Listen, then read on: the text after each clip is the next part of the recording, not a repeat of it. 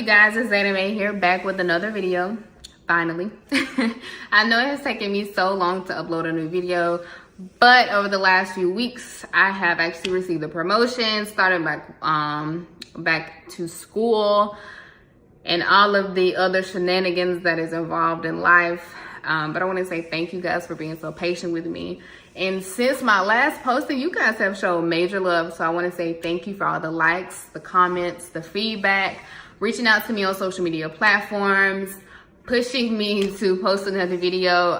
Thank you for everything. It is so overwhelming. All the stuff that I'm getting, all the feedback, all the questions, all the clarification that I'm giving, everything. But I want to say thank you. Keep it coming. I love it. I'm sorry if I respond to you late. That normally means I just finished with a school assignment or something in that nature. But you guys, I promise to respond.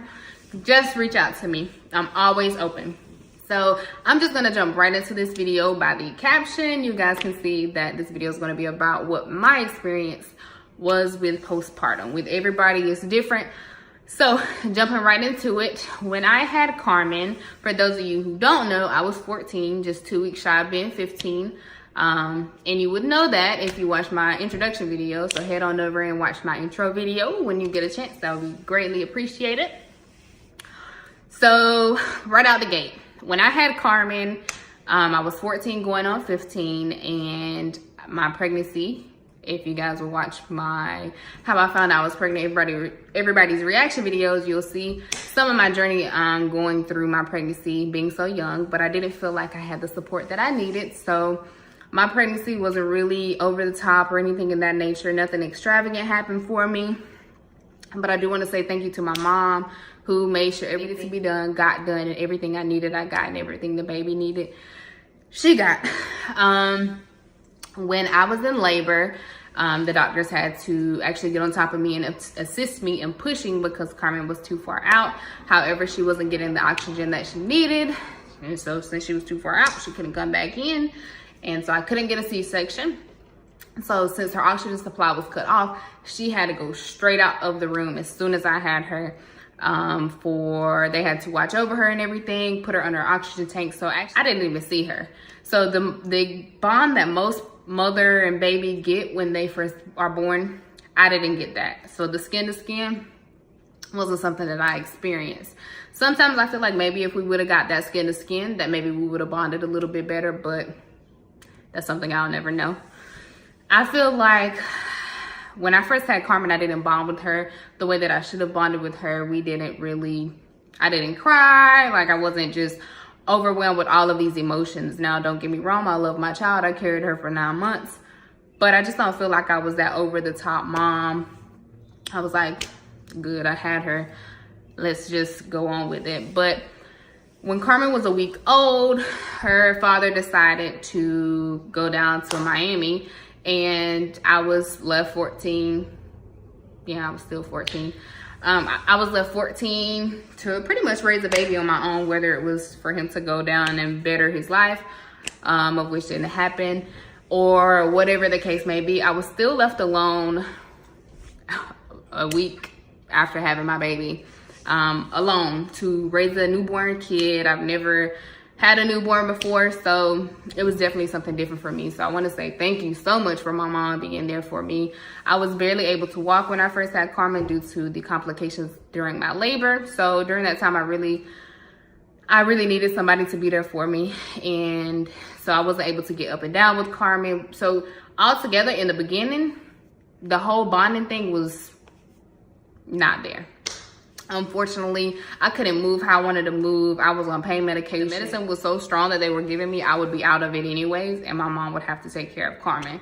And so I feel like that had a lot to do with it too, that I wasn't two in order for me to actually take care of her the way that I needed to take care of her, which, giving the things that happened during labor, I had no choice but to take the medication that was given to me. So fast forwarding, a few months later, I stopped going to regular public school and I started going to online public school. And so that's where my friends and everything just kind of scooted on out the picture. No one came over. No one really checked on me. I wasn't really incorporated in all of the extracurricular activities that happened. So I just felt left out. I was lonely. I was raising a kid on my own. And sadly, I still have feelings for my child's father. And so him being 6+ hours away, and my mom and my dad, well, all my family didn't want us together. It was just not a good feeling. And then the things that he would do and the things that he would say, it would just make me feel like an even worse of a person. And so eventually I got over it and things got a little bit better for me, but I was still in a depressed stage. I was going to work and coming home at 15 and 16.